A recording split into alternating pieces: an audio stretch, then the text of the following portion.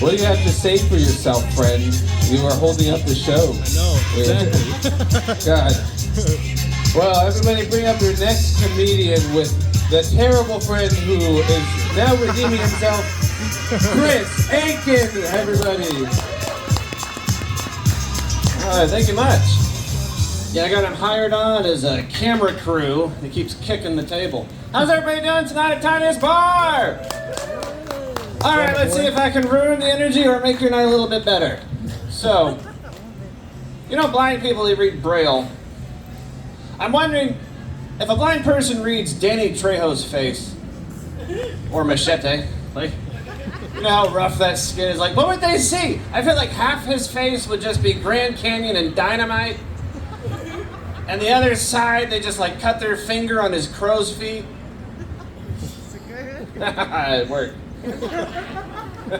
So, the other day I saw this very hot blind couple, like unfairly attractive. It was like a cologne commercial got lost in a crosswalk. And I had to say something. I was like, did y'all know how adorable y'all look? I mean, your entire lives. And they thought that was pretty funny. Did y'all meet just by like crossing sticks and somehow you just knew? And they laughed. Clearly we're not a very pro-blind people in this crowd, but I certainly am. I like to make sure that they're included. So I had to keep going a little bit further. You get one laugh off of a bump with a stick, you gotta keep going. Like, did y'all like smell each other and just knew you were good people? Like, and they laughed even harder. Because like, clearly they either nailed it or that's exactly what happened and they don't want to tell anybody. Because that's the kind of thing you do laugh at. You don't want people out there knowing that you're pheromoning your way into a relationship. But I really, they're smelling. Attractiveness. But I really feel like blind people are the only ones who really can love. Because they can't be shallow. They're not going to complain about the concert seats to anything. They're not going to burn down your house because the Kendrick Lamar seats were ass. They don't care about your forehead making them think of their ex unless they touch it a little too much. Bad breath, really, is the only problem blind people would have. But I like to imagine how they met was just coming down a very well-lit alley. One's coming from this direction, the other's coming from that way. They're both just tip-tapping away. As soon as their sticks cross, it's just boom! Love at first bump.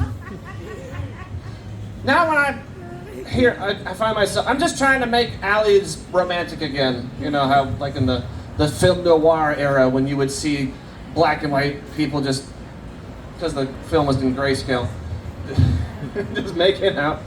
I just want to, if I find myself in a back alley and I hear a tap of a stick, I'm going to hang out, because I want to see that magic. I want to believe in love again. Apart from my own. Thank you, baby.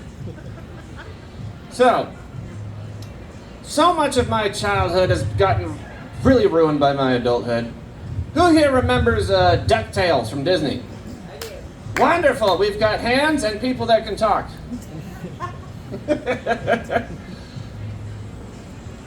You know, DuckTales is like Scrooge McDuck inexplicably raising the nephews of Donald Duck, always putting their lives at risk. Well, thanks to Pornhub, I came across a parody. They called it Cuck-Tales. And it's just as bad as it sounds. It's starring Splooge McDuck with his nephews Ooey Gooey and Louie. I thought it was weird that one of their names stayed the same. And the theme song, I hope y'all are ready for this. The theme song was just as catchy as the original. Life is like a nightmare here in my room. Dishes, mistress, boyfriends, it's a cuck blur. Might beg for mercy, but she just ignores me. Cuck-Tales, boo-hoo. Every day I'm out here taking cocktails, boo-hoo.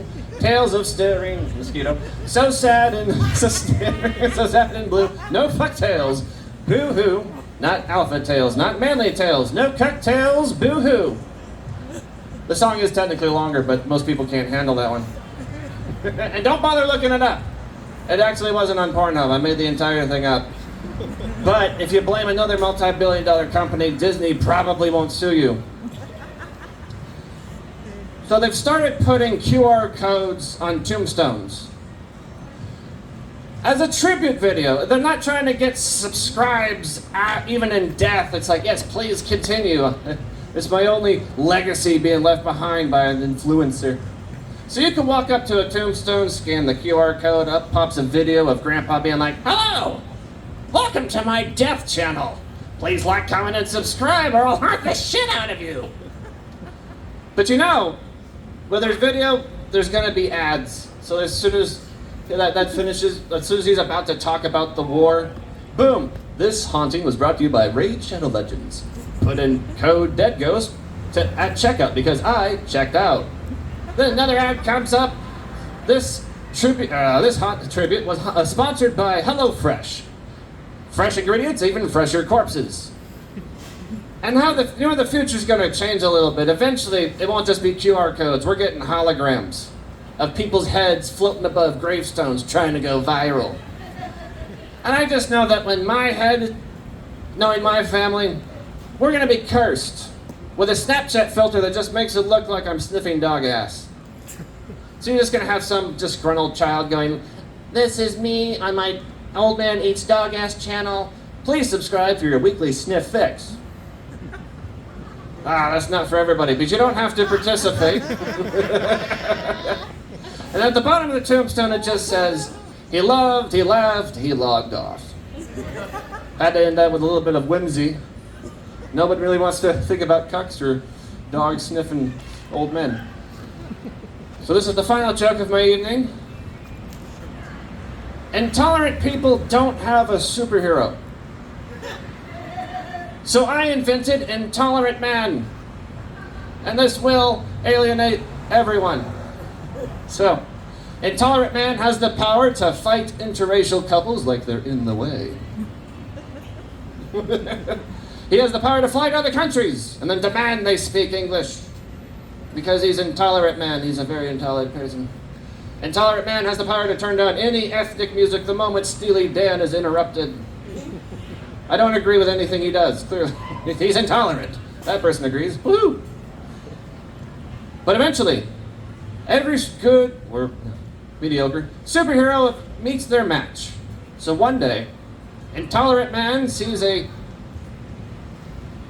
biracial, half Eskimo, half Asian, dual spirit couple kissing in front of a Cracker Barrel. And he passes out from sheer rage, then wakes up into the future where everyone is ethnically ambiguous. No categories, just humans. And he freaks out, runs to a nearby mall screaming, "Where are my people?" And this mixed race toddler looks up, "There, have you tried ayahuasca?" Then he panics, runs into the nearby bathroom. He's shaking, he's crying, sweating, and he grabs the sink and looks into the mirror, and staring back at him is Kanye West. He slaps his face. It's still Kanye. He touches his hair. It's different. He opens his pants. The one-eyed purple monster. And he screams, "No, my white soul! It's leaving my body!"